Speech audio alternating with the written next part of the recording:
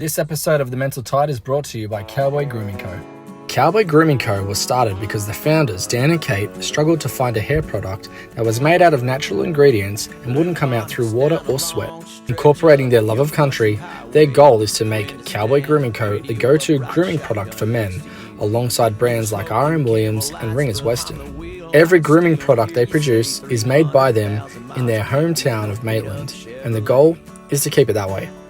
Put simply, when you look good, you feel good, and they love knowing that they are part of that process of helping blokes feel good. On top of that, a portion of their online profits are donated to rural aid. It's important to Dan and Kate that as a country brand, they put their money where their mouth is and donate to some of Australia's hardest workers. Head over to their socials and pick up some cowboy gear today.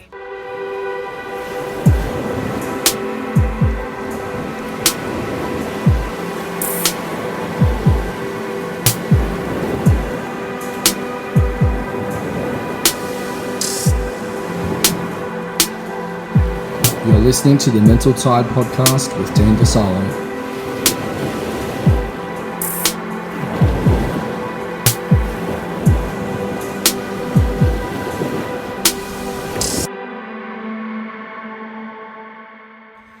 Hello everyone, welcome back to the Mental Tide podcast. Thanks for being here with me. Here at Mental Tide podcast, we talk everything mindfulness, coaching, personal growth, and everything in between. Episode 7. Jesus, I never thought we'd get this far. This is amazing. Massive shout out to anybody who's listened to anything prior to this episode and supported the podcast in following it, or just giving me 20 minutes to fill your brain with some knowledge that I've been able to pass over to you. So massive thanks. And if you're not following yet, or you haven't subscribed, press the buttons around either on YouTube or on Spotify or any of the other streaming devices that you use, so you can be notified as to when a new episode pops up. So this is a really important episode to me, really special episode to me.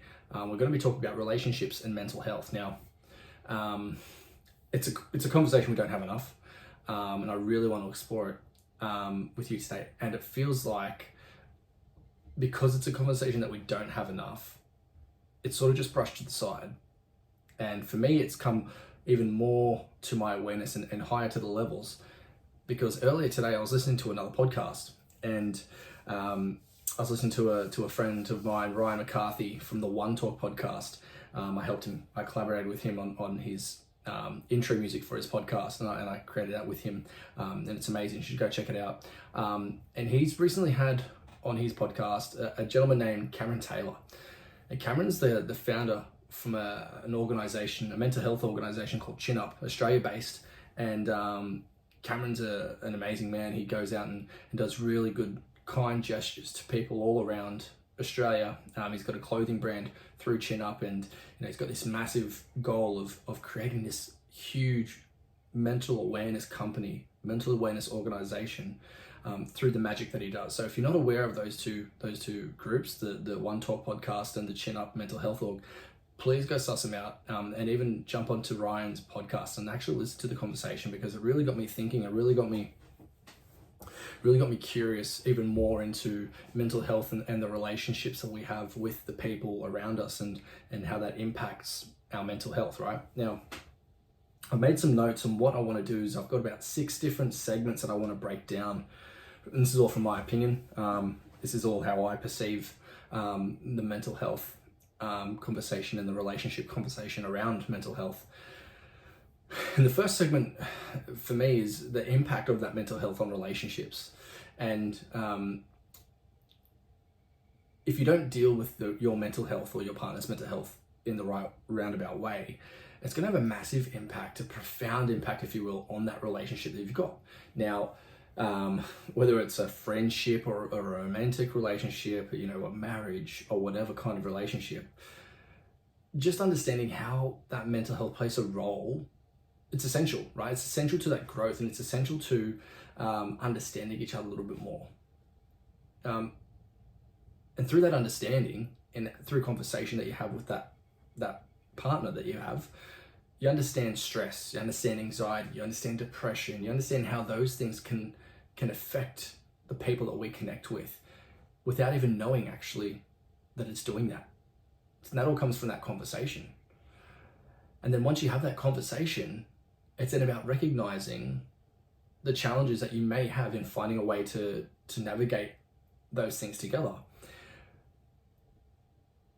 If you feel like you're going down a path in a relationship by yourself, I know it sounds sort of contradictory, but I assure you, I've spoken to many people who feel this way, who they're in a relationship or they're in some sort of joint friendship, but it's not reciprocal, right? It doesn't go both ways. Sometimes people feel like they're on this journey with somebody else, but they're the only ones going a roundabout way, and the other person isn't. Either they're supporting them or not understanding what their avenues are or where they're heading, what trajectory they're heading in, right?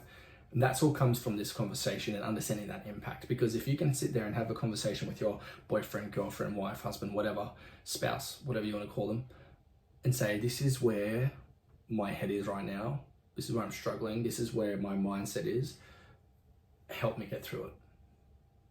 If they're there to support you, they will back you 100%. And they will help you get to the end with what resources, with what tools, with what knowledge, with what, collaboration they can have with you to get the best out of you and to get to a space for you mentally. And in that relationship will just grow, it'll just blossom, and it'll just evolve into just this beautiful, magical thing if you're doing it together, right? I'm just gonna have a quick sip because I should have had a drink beforehand. Excuse me. The second segment I want to briefly chat about is communication strategies. Now, if this is your first time listening to one of these podcasts, my endeavor here is to not drown you in knowledge and drown you in shinfo. Well, for me, shitty information, shinfo, right? I want to give you just quick snippets to get your brain thinking, to get you thinking differently, and to perceive things from a different angle, right? So communication strategies. So in any relationship, right? It doesn't matter if it's a just formed relationship or a relationship where you've been together for 35 freaking years, whatever. When it comes to the cornerstone of any sort of relationship or friendship, communication is numero uno. It is the key to unlocking so many doors and to growth in that relationship, right? However, when it comes to mental health, when we're actually opening up and talking about the things that we're going through from a men's perspective or a female's perspective, just in doing that will allow you to unlock so many different things inside, not just yourself, but inside your partner and also people around you, because it'll stem a larger conversation and it'll stem different perspectives and different sides of different stories. Because if you're thinking that you are like one track minded and you're like, I'm the only person going through this, I'm the only person who's being affected and impacted by the things that I'm feeling, you're so wrong. You're so wrong. Because if you're not sitting there communicating with your partner and communicating to them that these are the things right now that I'm going through and that I'm struggling with, on the surface, they're going to think everything's great. But actually underneath, it's bubbling, and it's bubbling into this massive, gross pot of vulnerability, unawareness, judgment, self-manipulation, self-doubt, self-sabotage, all these different things. If you do not open that pot and let that shit out in the right way by communicating, it's going to turn into one big festering gross pot of hurt and pain. And we've seen it way too many times where, and I don't know if you've seen it on social media, but there's lots of videos going around at the moment where especially females are taking, or they've got video clips of the last videos of their partners who they sadly lost to suicide. And the videos are of these men being happy and open and really loving and playing with their kids and celebrating birthdays and all that sort of stuff, only to then a couple of days later, end themselves. And the reason why I bring that up is that all comes down to communication. If there was just that avenue and that talking point there to be had, where they felt comfortable enough to have that conversation without judgment, which they may or may not have, I don't know. hopefully we wouldn't be in the situation that we're finding a lot of people being in. Our suicide rates are up. Why? Because we're not talking about it. We're not having those conversations. The third segment is how do you support a partner who's going through mental health challenges, right? Now, not everybody has to be a therapist or a psychologist or a doctorate in, mental health and mental awareness or anything like that. Now, it can come with a level of challenge, understanding how to help somebody with mental health challenges. However, it also requires a very high level of empathy and understanding. So if you think about if you were in a situation where you've got a problem and you need to talk to somebody about it, what's the main thing that you need them to do? The main thing that you need them to do is to shut up and listen. I just need you to sit there and listen to me. I don't want you to come in and start trying to fix things or start moving things around. I've got this thing that I use with my clients. And I ask them, would you like the hammer or would you like the bucket? Right? Meaning, do you want me to come in and start interjecting in your conversation and start telling you how to fix things? Or do you want me to be there to literally catch your words and just listen? So it's the same impact here, right? The biggest thing that you can do to support a partner with mental health challenges is to sit there and listen to them without judgment. Make it a safe space. Make it be known as well. Like, tell me whatever you want. I'm not going to use it against you. There's going to be no judgment here. And what we get out of it is we're going to work together on navigating the ups and downs, and we'll get through it. We'll get to the end.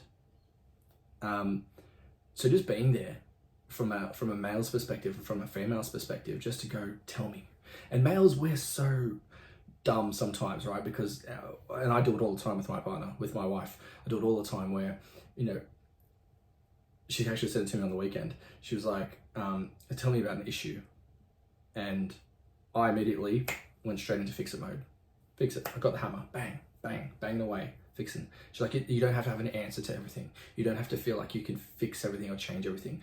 I just need you to listen. I was like, yeah, noted. Got it. So being able to have that conversation with them from an open, safe space perspective and understanding, just listening, can be some of the biggest wins in a challenge with mental health. The fourth segment I want to talk about is seeking professional help together. Now, there's no shame, right? And shame is probably one of the lowest forms of energy and frequency that you can feel as a person, right? It's really low on the scale. And feeling shame about things like this is what gets people into a worse situation. If more people just understood that it's okay to feel what you're feeling right now, it's okay to go through what you're going through, and it's okay to feel completely worthless and to feel completely helpless in a situation. It's completely fine, because if everybody's life in every single situation, in every single circumstance was fantastic, that's just not achievable. It's not happening. It's not happening.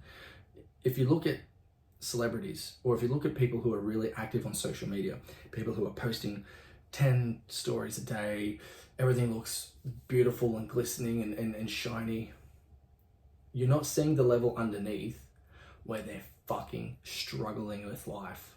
They're struggling, and you know what? Cameron Taylor, the guy that I just mentioned before, does a really, really great job of explaining this in the podcast with Ryan. Please go check it out, because he explains his situation on this. It might look all shiny and great, but underneath that, there's a level of, how do I show up? Because if you get on a trajectory where things are ticking, right? Things are looking great. You're getting more followers. You're getting more people listening to your stuff or aware of who you are. There's more pressure now for you to show up, right? There's more pressure to go, people have seen what they like. they're more active in my space, therefore I need to keep this facade up. No, drop that facade if you need to. It's completely fine. Let them see that there's vulnerability. Let them see that you can't be 110% consistently every day. You're going to burn out. You're going to hurt yourself. You're just going to absolutely deplete anything and everything you've got. It's okay to show that, today I'm fucking flat and I'm having a fucking shit day. However, I know what I got to do to pick myself up. And finding those things, you can sometimes get from seeking professional help. Finding those little methods, or finding those little gold nuggets that help you work through the challenges and stuff that you may face, because not everybody has a skill set or has a level of understanding as to how to deal with these certain things, right? So by seeking that help, especially doing it together, whether it's however you want to seek help, whether it be through some sort of relationship counseling or individual counseling or things like that, all that's going to do, that's going to strengthen that relationship that you have, right? And if you can't fix these things by yourself without that help, that might be the best way to do it, is to reach out. And it also pays dividends to speak to people who have had similar situations and who have gone through the same sort of things that you're going through. The only way you're going to know about that, though, is if you speak and ask questions and actually communicate. Because once you do that, you might, for all you know, your best mate, he might be going through the same thing.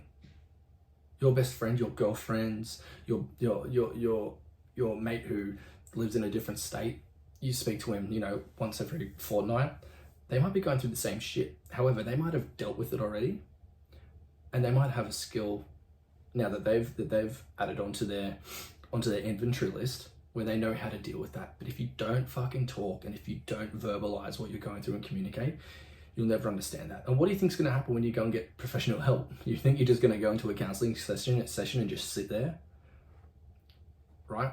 So it doesn't make any sense to not give back to the people who love you and people who are around you and surround you and your friends and your family. If you don't talk to them, how the fuck are you going to talk to a counselor?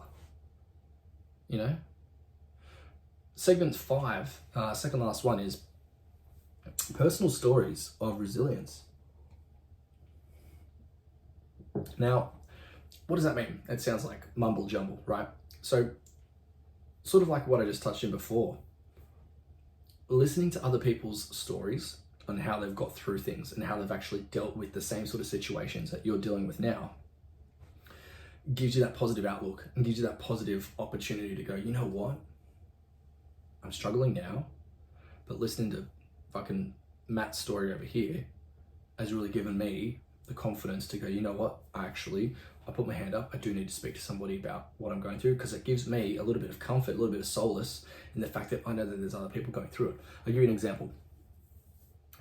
Last week, I facilitated my first men's group through a video chat, right? And there was only about 4 of us on there. It was great. I say only, but I'm so proud that there's men who actually showed up and actually contributed to the conversation and brought their own skill set and their own wisdom and worth to the conversation, right? And what we found is there was a very high percentage of us that were all going through the same shit, and we were all walking the same path and feeling that, I felt like I was in this by myself, but now I know that all I needed was to reach out to another male or to a friend and speak to them about what I'm going through. And you just had like 2 or 3 other men just jump in and go, mate, I've got you. I understand what you're saying. I get exactly what you're talking about. This is what I've done, or this is how I've dealt with it. And man, it was amazing to see. It was so good to see that there was that, and I'm going to use the word, that brotherhood, that camaraderie, that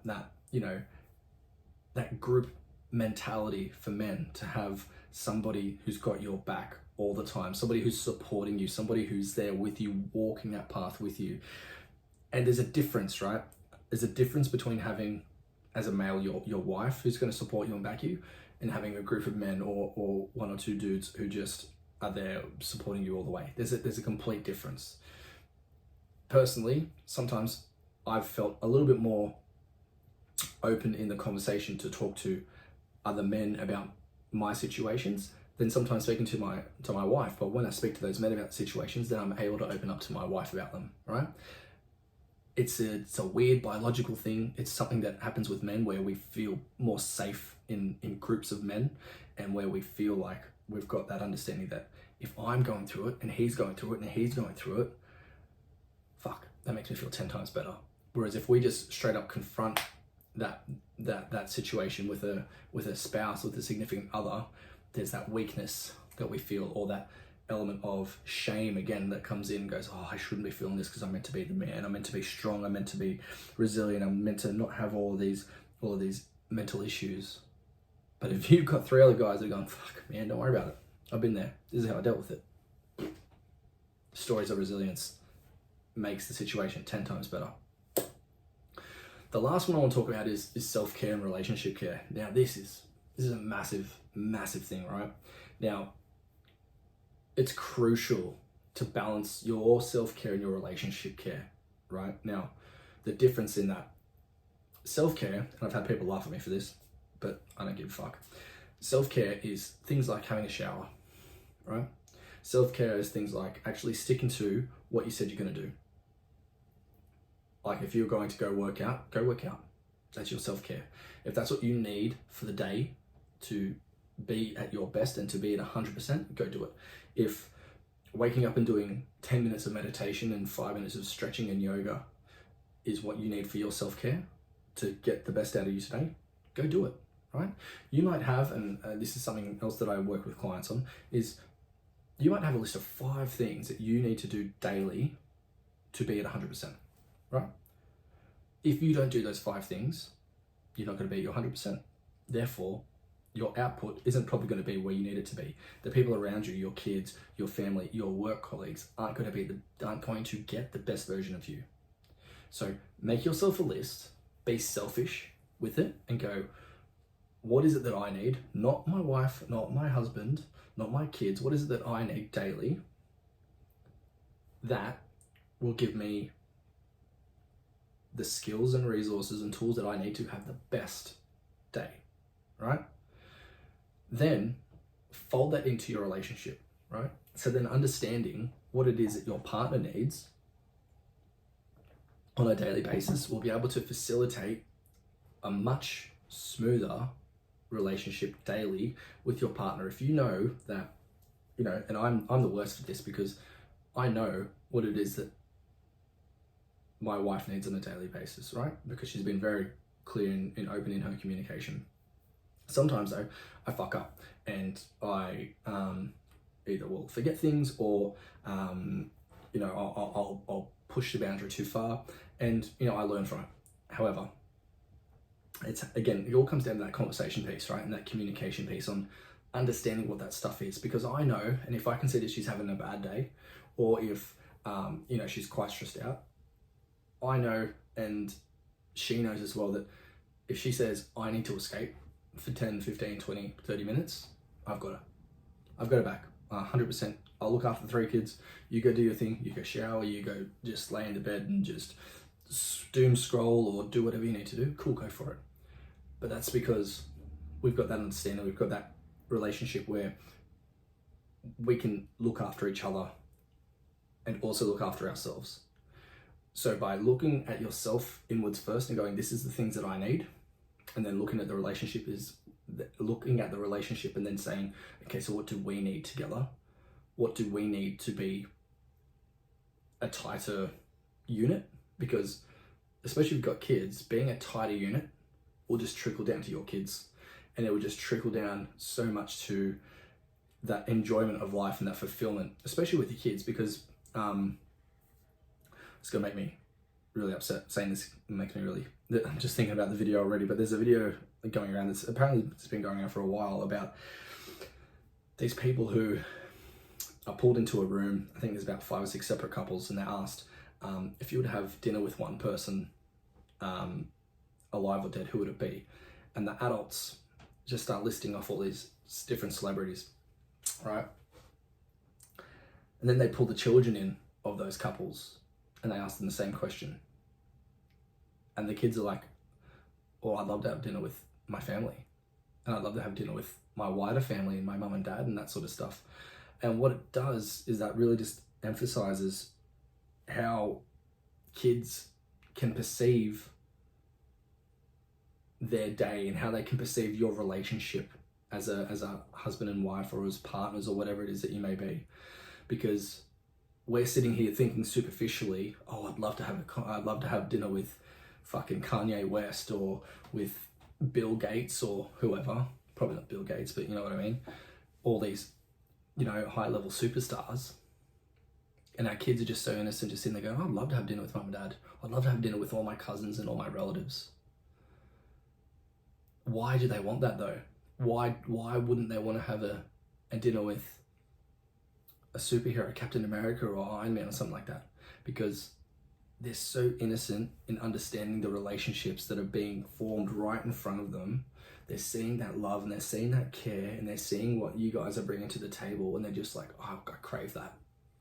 I love seeing mum and dad happy. I love seeing them at their highest self. I love seeing them being mates with each other and being loving and cuddles and kisses and just being loving and nurturing. And when I saw that video last night, and I stopped halfway through. I gave the phone to Tiana. I was like, I can't watch this. I'm gonna cry. I cried. It takes a lot for me to get emotional. It started choking me up with about 30 seconds in. I was like, no, I can't watch this. This is gonna end me. So yeah, self-care and relationship care is super important in dealing with relationships and mental health. So that's the 6 segments that I wanted to speak to you about. I guess I want to just leave you with this, like, prioritizing your mental health and nurturing those relationships are so important to, again, not just you, but the people around you, the people that surround you. And just remember, it's okay to not have everything figured out. Like, it's okay to fall over and to scrape your knee and to, be confused as to what's the next step or where do I go from here. And that's okay. If you feel that way, it's completely fine. But if you don't have those conversations and if you don't seek support, then and I hate the word stigma, that stigma around mental health is just going to stay there and just going to linger because you're not doing anything about it. Yeah. So that's an episode on relationships and mental health with The Mental Tide. If you've liked this, please share it around. Please subscribe, follow the channel. And that's all I've got for you this time. And until next time, have a great one. Peace.